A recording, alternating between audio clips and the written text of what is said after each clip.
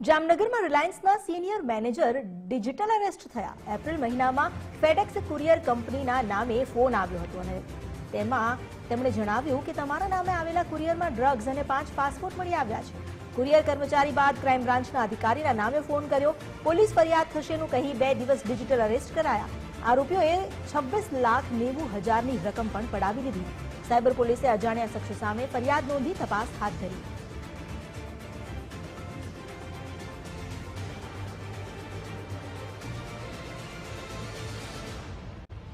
अलग अलग आरोपीओ द्वारा आ कामना जे फरियादी है एमने एमना फेडेक्स पार्सलनी अंदरथी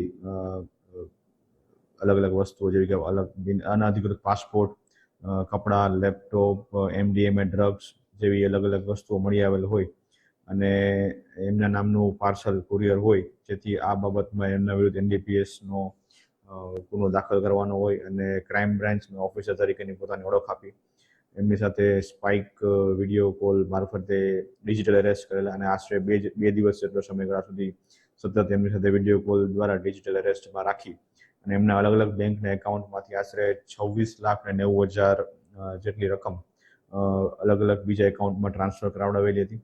આ બાબતનો ગુનો Jamnagar cyber crime police station દ્વારા નોંધવામાં આવેલો છે. જામનગરમાં રહેતા અને રિલાયન્સ કંપનીમાં સિનિયર મેનેજર તરીકે ફરજ બજાવતા ગણેશ ઠાકરે નામના સિનિયર મેનેજરને ફેડેક્સ કુરિયર કંપનીના નામે એપ્રિલ માસમાં ફોન કોલ આવે છે અને આ ફોન કોલમાં તે જણાવે છે કે તમારા નામનું કુરિયર કંપનીનું જે કુરિયર આવ્યું છે તેમાં 5 પાસપોર્ટ, 3 ક્રેડિટ કાર્ડ અને 140 ગ્રામ ડ્રગ્સનો જથ્થો મળ્યો છે. તમારી સામે પોલીસ કાર્યવાહી થશે અને તમારે જેલમાં જવું પડશે એમ કહીને કુરિયર જે કંપનીનો જે કર્મચારી હતો, જે કથિત કર્મચારી, તેમને ક્રાઇમ બ્રાન્ચના નામે કોઈ અધિકારી સાથે વાત કરાવી અને આ અધિકારીએ 21 એપ્રિલથી 23 એપ્રિલ દરમિયાન આ સિનિયર મેનેજર કંપનીના તેને ડિજિટલ અરેસ્ટ રાખ્યો અને તેના જુદા જુદા બેંક એકાઉન્ટમાંથી 26,90,000ની રકમ પડાવી લીધી.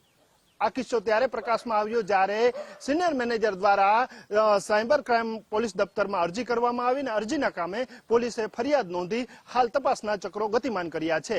પોલીસ સૂત્રોનું માનવામાં આવે તો દેશભરમાં આવી જે ઠગાઈ કરવામાં આવે છે, જે ડિજિટલ અરેસ્ટ કરવામાં આવે છે, તેની એક ટોળકી પકડાઈ ગઈ છે અને આ ટોળકીમાંના શખ્સોએ જ આજે જે કંપનીમાં નોકરી કરતા સિનિયર મેનેજરને છેતર્યા છે. પોલીસે આ દિશામાં તપાસ હાથ ધરી છે. ત્યારે જોવાનું એ રહ્યું કે હજુ કેટલા શખ્સો બહાર આવે છે. કેમેરામેન હિરેન ગાંધીની સાથે નથુ આહિર, ગુજરાત ફર્સ્ટ, જામનગર.